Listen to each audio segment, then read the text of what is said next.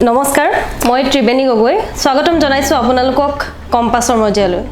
আজি আমি আৰম্ভ কৰিব লৈছো জীৱন জিন্দাবাদ খিতানৰ প্ৰথমটো খণ্ড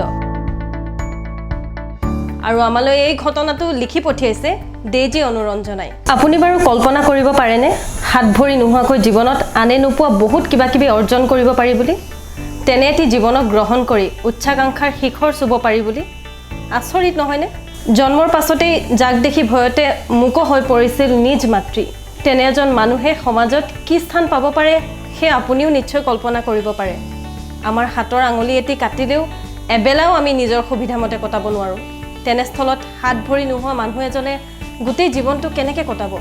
ভাবিয়ে ভয় নালাগেনে আপোনাৰ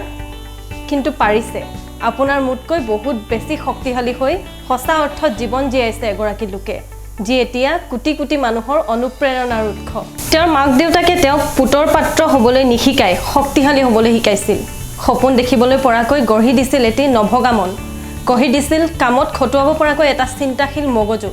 জীৱনক জয় কৰিব পৰা এগৰাকী নিক ভুজিচিছৰ জন্ম হৈছিল 1982 চনত অষ্ট্ৰেলিয়াৰ মেলবৰ্ণ চহৰত টেট্ৰা এমিলিয়া ৰোগৰ শিকাৰ হৈ যাৰ জন্ম হৈছিল হাত ভৰি নোহোৱাকৈ যি সময়ত লগৰ ল'ৰা ছোৱালীয়ে চাইকেল চলাই দৌৰি খেলি সময় কটাইছিল সেই সময়ত নিকে নিজৰ অস্বাভাৱিক চেহেৰাটোক লৈ বিভিন্ন প্ৰশ্ন লৈ ঘূৰি ফুৰিছিল যাৰ উত্তৰ বা সমাধান তেওঁৰ পিতৃ মাতৃ বা অন্য কোনো ডাক্তৰৰ ওচৰতেই নাছিল জন্মসূত্ৰে নিকে ভৰিৰ নামত কঁকালৰ তলতে ভৰি নিচিনাকৈ বাঢ়ি অহা চুটি হাড় এডালত লাভ কৰিছিল সৰু সৰু দুটি আঙুলিৰ দৰে মাংসৰ টুকুৰা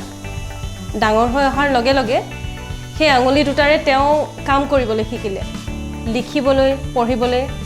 আনকি নিজৰ কাম কৰিবলৈকে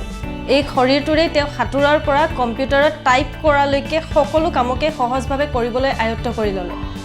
তেওঁ সহায় কৰা তেওঁ সেই সৰু সৰু আঙুলি দুটাক তেওঁ নিজেই ধেমালিতে চিকেন ড্ৰামষ্টিক বুলি নামাকৰণ কৰিছে আচৰিত নহয়নে নিজৰ এই ৰূপটোক গ্ৰহণ কৰি ইমান সহজভাৱে তাক আঁকোৱালি লোৱাটো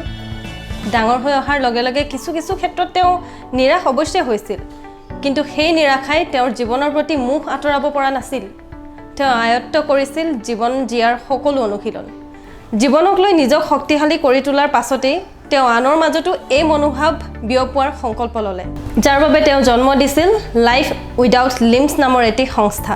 এই সংস্থাৰ জৰিয়তে তেওঁ জীয়াই তুলিছে মৰহি যাবলৈ ধৰা বহুতৰে জীৱন 60খনতকৈও অধিক দেশলৈ তেওঁ ভ্ৰমণ কৰি বিলাই আহিছে জীৱন জীয়াৰ মন্ত্ৰ যাৰ অনুৰাগীৰ সংখ্যা এতিয়া কোটিৰ ঘৰ চুইছেগৈ 2007 চনত এইগৰাকী নিক নমিনেট হৈছিল য়ং অষ্ট্ৰেলিয়ান এৱাৰ্ডলৈ 2005 চনত তেওঁ অভিনয় কৰা দ্য বাটাৰফ্লাই চাৰ্কাছ নামৰ চুটি ছবিখনেও পাইছিল বেষ্ট শ্বৰ্ট ফিল্মৰ এৱাৰ্ড আৰু নিকে লাভ কৰিছিল শ্ৰেষ্ঠ অভিনেতাৰ বঁটা 2010 চনত তেওঁ লিখি উলিয়াইছিল লাইফ উইদাউট লিমিটছ নামৰ এখন গ্ৰন্থ যিখন 30টাতকৈও অধিক ভাষাত প্ৰকাশ পাইছিল সেই সকলোবোৰ নিকে আহৰণ কৰিছিল তেওঁৰ ধনাত্মক চিন্তাধাৰাৰ যোগেদি সপোন দেখা আৰু তাক বাস্তৱ কৰাৰ আগ্ৰহৰ যোগেদি সপোন পূৰণৰ আহিলা তেওঁ কেতিয়াও আনৰ হাতৰ পৰা আজৰি অনা নাছিল নিজে গঢ়িছিল নিজে সাজিছিল এতিয়াও আপুনি ক'ব নেকি আপুনি জীৱনত একো নাপালো বুলি এতিয়াও বাৰু গধুৰ হৈ থাকিবনে আপোনাৰ অজুহাতৰ মোনাখন চাই থাকিব আমাৰ এই অনুষ্ঠান লাইক কৰিব আমাৰ ফেচবুক পেজ আৰু সাবস্ক্ৰাইব কৰিব আমাৰ ইউটিউব চেনেল কম্পাছ জীৱন জিন্দাবাদ